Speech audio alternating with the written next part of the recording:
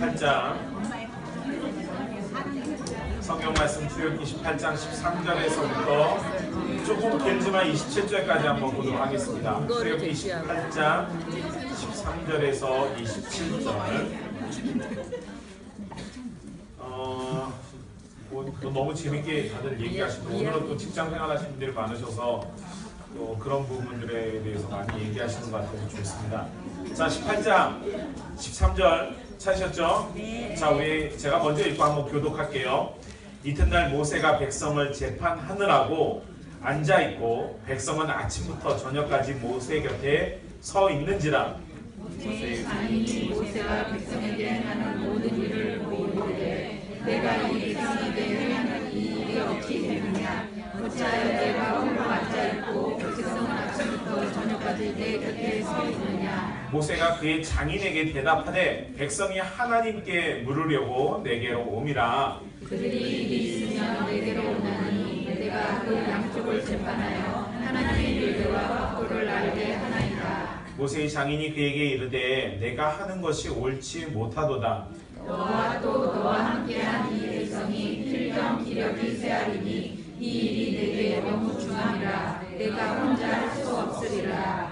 이제 내 말을 들으라. 내가 네게 방침을 가르치리니 하나님이 너와 함께 계실지로다.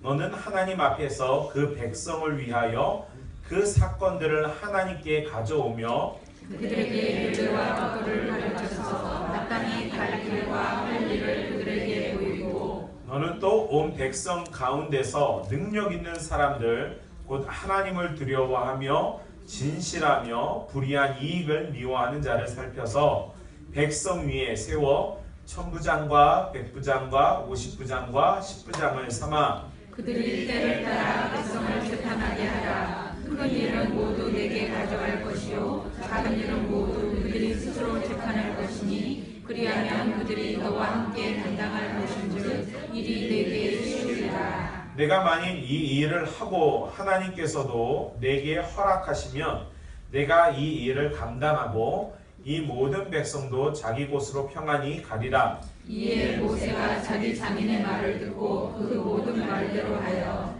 모세가 이스라엘 무리 중에서 능력 있는 사람들을 택하여 그들을 백성의 우두머리 곧 천부장과 백부장과 50부장과 10부장을 삼음에 그들이 때를 따라 백성을 재판하되 어려운 일은 모세에게 가져오고 모든 작은 일은 스스로 재판하더라. 읽겠습니다. 모세가 그의 장인을 보내니 그가 자기 땅으로 가니라. 아멘. 자, 오늘 우리가 읽은 이 18장은 어떻게 보면 출애굽기 안에서는 매우 이질적인 장입니다. 그러니까 출애굽기 전체 안에서 하나님께서 이스라엘을 어떻게 이끄시는가, 그리고 하나님이 출애굽의 과정을 통해 하나님의 놀라운 역사, 기적들이 등장하고 또 그것이 출애굽 이후에 또 우리가 아는 것처럼 시내산에서 하나님이 언약을 주시고 또 이후에 이스라엘이 광야를 살아나갈 때 많은 그러한 사건들이 출애굽에 담겨져 있는데 이 18장만큼은 매우 그러니까 색깔로 말하면 다른 색깔이죠. 근데 이 다른 색깔은 사실 다른 색깔이 아니라 어떻게 보면 우리가 이 세상을 살아가는 지혜를 하나님께서 이드로라고 하는 아주 낯선 한 인물을 통해서 가르치고 있음을 우리가 좀 깨달을 수 있었으면 좋겠습니다. 오늘 13절을 읽어보시면서 아마 모세와 백성들 간에 서로 그 재판하는 과정이 등장하기 시작할 때 이상한 점을 느끼실 거예요. 그게 뭐냐면 모세는 앉아서 백성은 서서 이야기하죠. 이 모세는 본의 아니게 앉아서 이야기하게 되고 백성들은 서 있는 상황은 단편적으로 말하면은 모세는 자신만이 하나님이 그 대언자로 삼아 주셨고 하나님이 자신에게 그 뜻을 알려주셨기 때문에 본의 아니게 자기에게 어떤 특권 의식이 자리 잡고 있었어요. 그게 뭐냐면 자신이 할 수 있는 일에 대해서 최선을 다한 아름다운 모습은 있지만 모세는 내가 하나님과의 관계 속에서 이 사람을 재판하거나 이 일들을 판단할 때 자기만이 이 일을 할 수 있었거나 아니면 혹은 자기에게 권한이 집중되어 있는 것을 싫어하진 않았다는 거죠. 그 상황이. 중요한 것은 이스라엘의 리더로서 분명히 하나님 모세를 세우시긴 하셨는데 모세에게 원한 건 모세 그 자체가 어떤 높은 권세나 힘 있는 능력을 갖고 있는 사람이 아니라는 것을 지난 시간에 우리는 이렇게 하는 모세를 보면서 배웠어요. 그렇죠? 그러니까 이렇게 다른 사람의 팔에 힘을 의지해서 그런 모습으로 어떤 일들을 하는 그 모세가 지금은 또한 누군가에게 재판하는 권세 있는 모습으로 등장하면서 많은 사람들이 모세에게 와서 하루 종일 이 상황을 지금 보고 있는 겁니다. 근데 이드로가 딱 보고 나서 이것은 뭐라고 말하냐? 옳지 않다라는 거죠. 여기에 잘못 오해하면 이드로가 모세의 권위를 무너뜨리려고 하는 게 아니라 모세가 하고자 하는 어떤 그 행정적인 일들에 대한 불합리에 대해서 설명을 하는 겁니다. 그래서 모세는 이 장인 이드로의 조언을 통해서 자신이 재판하는 것과 관련돼서 이러한 여러 가지 조언들을 듣게 됩니다. 그래서 이드로에게 무엇을 듣냐면 지혜와 절차, 그 다음에 제도의 중요성을 배우게 돼요. 이거는 우리가 세상을 살아가면서 매우 중요한 부분입니다. 우리가 신앙인들인데 신앙인들이 간혹 오해하는 것 중에 하나가 뭐냐면 세상에 있는 제도권 혹은 세상에 있는 어떤 절차, 세상의 지혜를 완전히 무시하고 신앙적인 어떤 합리성이란 말이 좀 애매하긴 한데 신앙적인 걸 가지고 세상의 모든 걸 다 적용해야지만 하나님이 기뻐하실 거라고 하는 그런 약간의 그런 생각들을 갖고 있는 것 같아요. 혹시 여러분들 그렇게 생각 안 하세요? 세상에 제도가 있긴 한데 이 제도보다 더 중요한 건 하나님 말씀을 무조건 지켜야 되기 때문에 이 제도는 때로는 무시해도 괜찮다라고 하는 막연한 생각들을 우리가 갖고 있을 때가 많습니다. 근데 하나님은 오늘 이 18장에서 거꾸로 어떻게 하시냐면 세상의 제도를 하나님의 통치 가운데 흡입시켜요. 이게 왜 중요하냐면 나중에 19장에 가면은 시내산 언약이 등장하고 십계명 20장에 등장하고요. 그 제도권이 적용될 수 있는 그 하나님의 율법이 활용되고 적용될 수 있는 가장 좋은 통치권을 어디에다가 심어놨냐면 18장에다 심어놨습니다. 누구를 통해서? 이드로라고 하는 사람을 통해서. 그래서 이 이드로의 조언을 우리가 좀 살펴보도록 하겠는데요. 이드로의 조언은 매우 뛰어난 지혜를 가지고 있고요. 그 다음에 겸손함을 가지고 있어요. 이 지혜와 겸손은 세상을 살아가는 우리가 여기 직장인들이 너무 많죠. 세상을 살아가는 여러분들에게 필요한 가장 중요한 두 요소라고 생각합니다. 자, 먼저 이드로의 조언 가운데 가장 중요한 첫 번째 이드로의 핵심 그 조언 중에 첫 번째는 뭐냐면 모든 사건의 해결자는 누구냐라는 거죠. 모든 사건의 이 세상에 모든 사건의 해결자는 누구냐라는 정의가 매우 필요해요. 여러분들은 누구라고 생각하세요? 그렇죠. 이 세상에 세상에 있는 제도권의 문제는 신앙적인 문제에 있던 것이든 이 세상의 모든 것은 다 하나님에게서 해결받을 수 있다는 전제 조건을 이드로가 제시합니다. 그게 뭐냐면 자 한번 보실래요? 20절에 한번 보실래요? 19절에 이제 내 말을 들으라. 내가 내게 방침을 가르치리니 하나님이 너와 함께 계실지로다. 너와 함께 하신 하나님이 너의 모든 문제를 해결하실 것이다 라는 전제 조건이 없으면 여러분들은 이 세상에서 우리가 세상을 살아가는 어떤 지혜의 말도 흡수해서는 안 되는 거예요. 하나님이 나와 함께 한다는 사실을 우리가 인정해야 돼요. 그래서 모든 사건의 해결자는 하나님이셔요. 그리고 두 번째, 비록 이드로가 모세에게 조언은 이렇게 하지만 재판의 최종 권위는 누구에게 주어지냐면 모세에게 주어집니다. 뭐라고 26절에 만약에 그들이 때를 따라 백성에게 재판하되 어려운 일은 누구에게? 모세에게 가져오고. 왜요? 모세는 직접 하나님과 대면하면서 그 문제의 해결을 주시고 있잖아요. 그러니까 모세는 모든 사소한 문제를 지금 다 하고 있는 상황에서 이드로가 우리가 그렇게 하지 말고 최종 권위는 모든 것은 하나님이 하신다라는 것을 인지하고 그 다음에 작은 것들은 나눠주고 중요한 것들은 당신에게 모세에게 가져와서 하나님의 뜻이 무엇인지를 정확하게 알아보라는 것이 이도로의 조언입니다. 그리고 세 번째 중요한 이도로의 가르침이 있는데 그게 뭐냐면 백성에게 무엇을 하라고 말하냐면은 여러분들이 읽은 말씀 가운데 20절에 뭐라고 말하죠? 율례와 법도를 가르치라라고 이야기합니다. 이게 매우 중요합니다. 백성들에게 율례와 법도를 가르쳐서 그들에게 무엇하게 하는 거예요? 예? 왜 백성에게 율례와 법도를 가르치죠? 성경에 있는 그대로 갈 길과 할 일을 보여주는 것이다. 여러분이 교회 신앙생활을 제대로 훈련받지 못하면 여러분이 세상에 갈 길과 여러분이 세상에서 할 일을 할 수 없어요. 여러분들이 세상에서 내가 어디를 가야 할지 어떠한 방법을 선택해야 될지 모르고 내가 어떠한 세상에서 나가서 어떠한 일을 해야 될지 모른다면 여러분들에게 뭐가 결여되어 있냐면 하나님의 율례와 법도가 결여되어 있다는 거예요. 근데 대부분의 사람들이 이 문제에 걸려 있어요. 하나님의 율례를 아는 것 같은데 알지 못하니까 세상에 나아갈 길을 알지 못하는 거예요. 여러분들이 하나님의 율례와 법도를 알지 못하니까 내가 세상에서 뭘 해야 될지를 모르고 갈팡질팡하는 거예요. 근데 이도는 정확하게 이 부분을 가르치라고 이야기합니다. 여러분들이 하나님의 말씀에 대해서 얼마만큼 배우느냐, 여러분들이 하나님의 말씀에 대해서 얼마만큼 깊이 있게 알아가느냐는 알아가면 알아갈수록 여러분들은 세상에서 뭘 해야 될지 내가 세상에서 뭘 어떻게 해야 될지를 정확하게 알게 되는 거예요. 이건 그리스도인들에게 매우 중요합니다. 우리가 하나님의 율례를 등한시하면요 세상을 지혜롭게 살 수 없어요. 하나님의 말씀이 깊이 있을수록 세상을 내가 어떻게 살아가야 할지 정확하게 알 수 있게 돼요. 이도는 이 부분을 강조했어요. 그리고 오늘 성경에 보면 베드로에게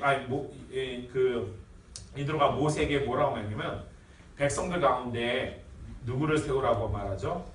사람을 세우라고 해요. 리더를 세우라고 이야기합니다.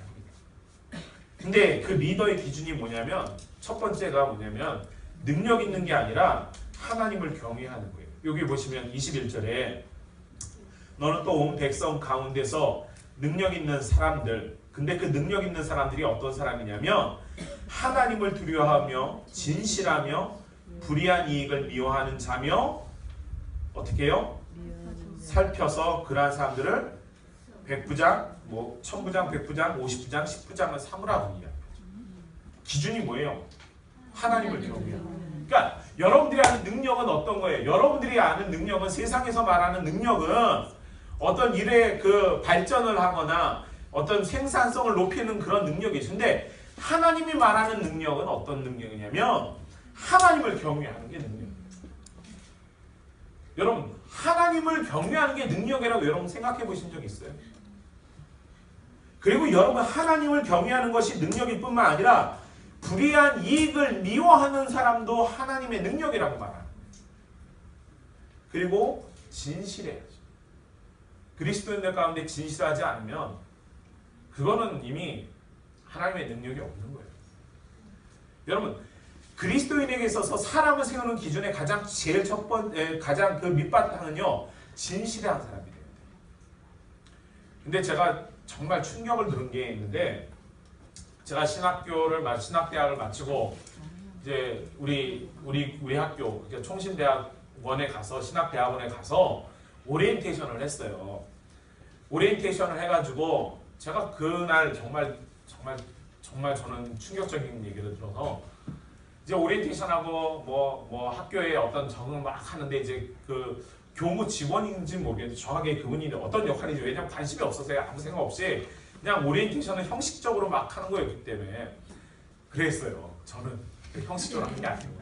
근데 그분이 와서 저희 학교에 이제 교훈이 있어요. 성자가 되라, 학자가 되라, 전도자가 되라. 그다음에 공부를 제대로 안 해가지고 뭐 이런 얘기를 딱 했는데 다 좋은 얘기인 건 다 이해가 됐어요.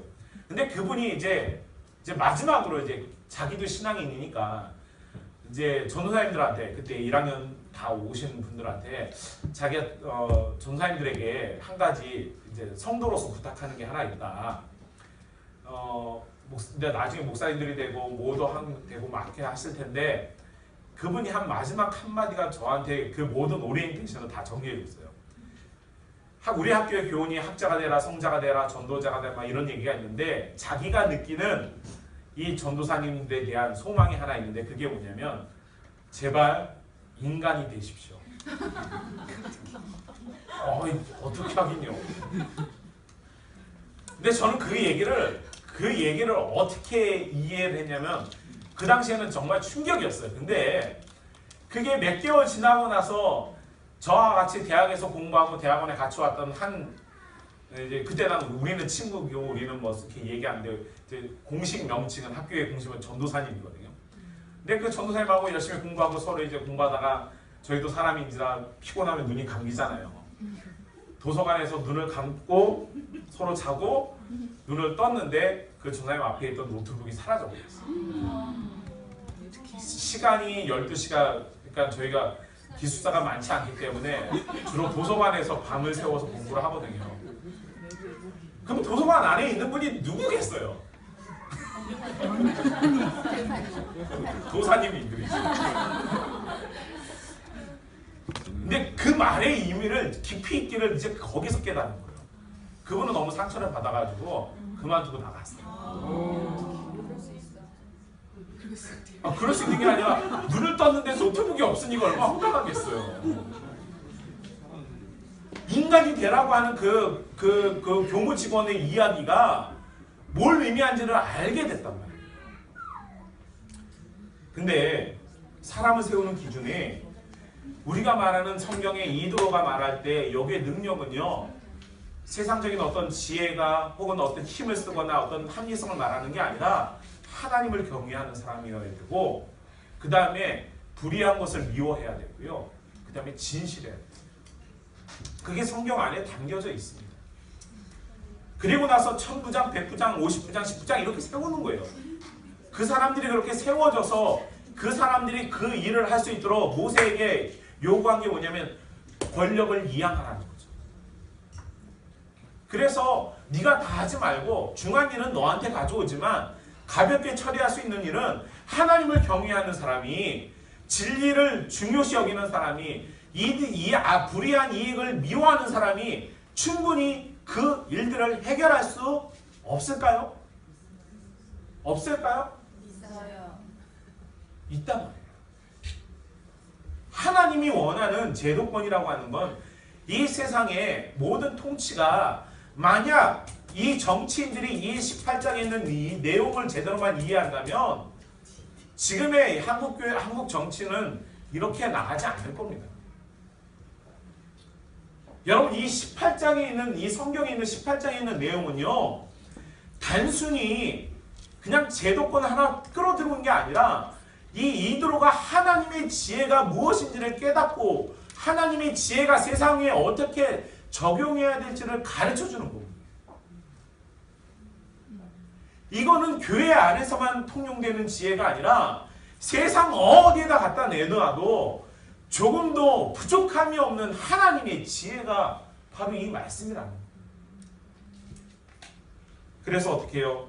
세우고 나서 그리고 마지막에 이드로가 뭐라 하면 이 조언이 내가 했던 이 조언이 하나님의 뜻에 부합한지 한번 기도해보라는 거죠. 그 말을 한번 볼까요? 23절에 내가 만일 이 일을 하고 하나님께서도 너에게 허락하시면 여기에 전제 조건이 뭐예요? 하나님이 이 제도를 허락하시면 어떻게 해요? 이 일을 감당하라는 거죠. 이 제도를 수용하라는 겁니다. 여러분 이 이드로의 지혜는요 단순한 삶의 지혜가 아니라 하나님을 경외하는 것이 무엇인지를 경험한 사람이 내놓는 지혜였어요. 왜냐하면 이전에 이드로가 모세에게 와가지고 모세가 하나님께서 애굽에서 어떠한 일을 했는가를 듣고 기뻐했다라고 말하잖아요.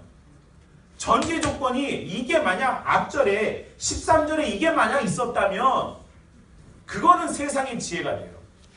근데 하나님이 어떻게 하시는지를 알고 기쁘고 깨닫고 나서 하나님의 지혜가 무엇인지를 알고 난 이드로가 모세에게 하나님의 지혜를 기준으로 해서 세상을 혹은 어떻게 통치해야 될지를 가르쳐주는 지혜로 발전하게 됩니다. 그리고 더 놀라운 건 뭔지 아세요? 이 17절에 너무 뜬금없는 얘기가 하나 등장해요. 모세가 그의 장인을 보내요. 그쵸? 그리고 이드로가 자기 땅으로 가죠. 이거를 저는 깔끔한 이별이라고 말해요. 여러분 어때요? 어떤 사람이 어떤 조언을 해주고 어떤 사람이 그걸 받았어요.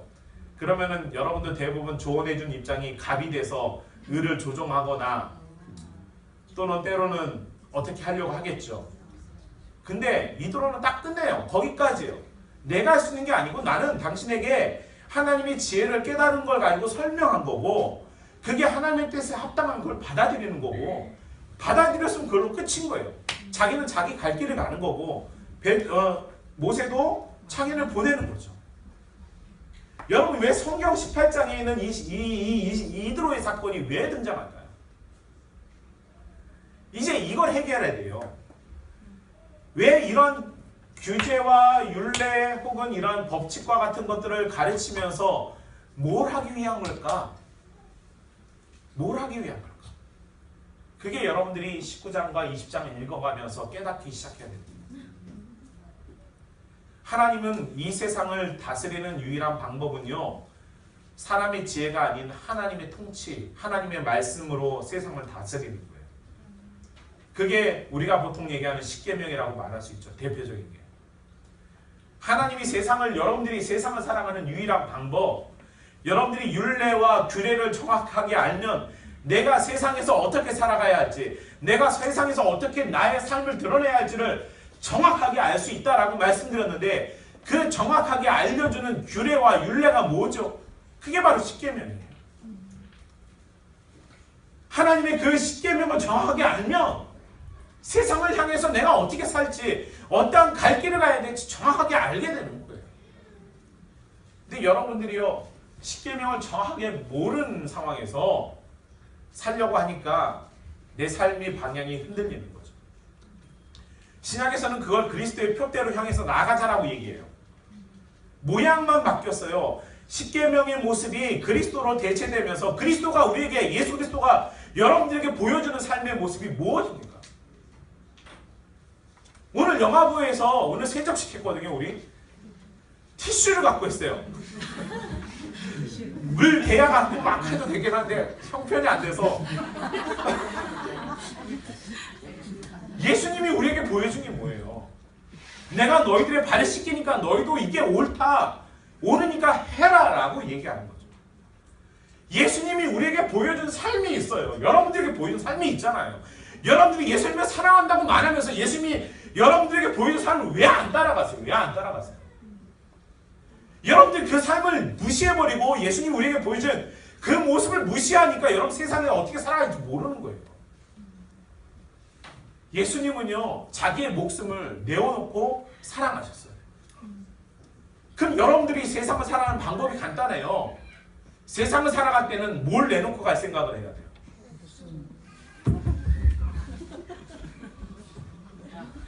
자신을 내어놓고 갈 생각을 해야죠. 근데 못하잖아요. 왜요? 왜 못 내놔요? 아직 예수님을 닮지 못했기 때문이고 우리가 예수님을 아직 완전하게 사랑한다고 말할 수 없는 상황입니다. 저는 이 사건을, 이드로의 사건을 통해서 너무 많은 것들을 이렇게 고민했는데 이드로는 모세에게 요구한 건 간단해요. 하나님께서 세상을 살아가는 지혜 가운데 원하는 게 뭐냐면 하나님을 경외하고 그 말씀과 그 율례를 지키고 그것에 순종하고 따라갈 때 모세가 위대한 지도자가 될 수 있었고, 여호수아가 가나안 땅을 정복할 수 있었고요. 다윗이 이스라엘의 왕으로서 세움을 받을 수 있었어요. 그러면 여러분들은 어떻습니까? 이 시대를 사는 저와 여러분들은 어떠한 삶의 기준으로 살아가야 할지 이제 이 모습을 보면서, 이 제도권을 보면서 우리가 고민해야죠. 그냥 세상에 좋은 것을, 그런데 많은 분들이 오해하는데 세상의 어떤 제도를 교회 안에 갖고 오려고 하지 마세요. 세상의 합리성을 자꾸 교회에다 끌고 오지 마세요. 그러면 그거는 문제가 되죠. 근데 오늘 반대로 18장을 세상에 적용하려고 노력하셔야죠. 18장에 있는 이 하나님의 원칙과 룰을 세상에 적용하려고 노력해 보셔야 돼요. 만약 여러분들이 이렇게 한다면 하나님의 통치는, 하나님의 나라는 먼 곳에 있지 아니하고 바로 여러분들이 있는 곳에, 여러분들이 날마다 외우는 지난번에 했던 주기도문 가운데 하나님 나라가 임하옵시며 라고 하는 것이 바로 이러한 의미를 가지고 있는 겁니다. 자, 오늘 이 시간에 저와 여러분들이 이 이도로를 다시 한번 깊이 묵상해 보시고, 우리가 지금까지 이도로에 대해서 아마도 모세에게 너무 많은 집중, 포커스가 되어 있어서 그 이도로의 모습을 우리가 지금까지는 살펴보지 못했지만, 이 이도로라고 하는 인물, 그리고 이 이도로가 제시했던 이러한 방법들, 그런 것들을 한번 잘 기억해 보시면서 이도로의 조언을 통해 하나님의 지혜를 배우고, 또 그 지혜가 여러분들이 세상을 살아갈 때 세상을 변화시킬 수 있는 지혜가 될 수 있기를 간절히 축원합니다. 기도하겠습니다. 사랑의 아버지 하나님, 감사합니다. 하나님, 오늘 이 말씀 우리가 기억하게 하여 주시고, 특별히 이도로를 통해서 주어졌던 이 놀라운 하나님의 원칙들이 이 세상을 살아가는 우리의 삶의 원칙이 될 수 있도록 하나님 지켜 주시옵소서. 우리가 바로 이러한 삶의 원칙으로 살아갈 때 축복의 사람이 될 줄 압니다. 하나님, 우리가 그러한 사람이 되고 하나님의 축복의 사람으로 세상을 변화시키는 하나님의 귀한 자녀들이 될 수 있도록 인도해 주시옵소서. 감사드리며 우리 주님 예수 그리스도의 이름으로 기도합니다.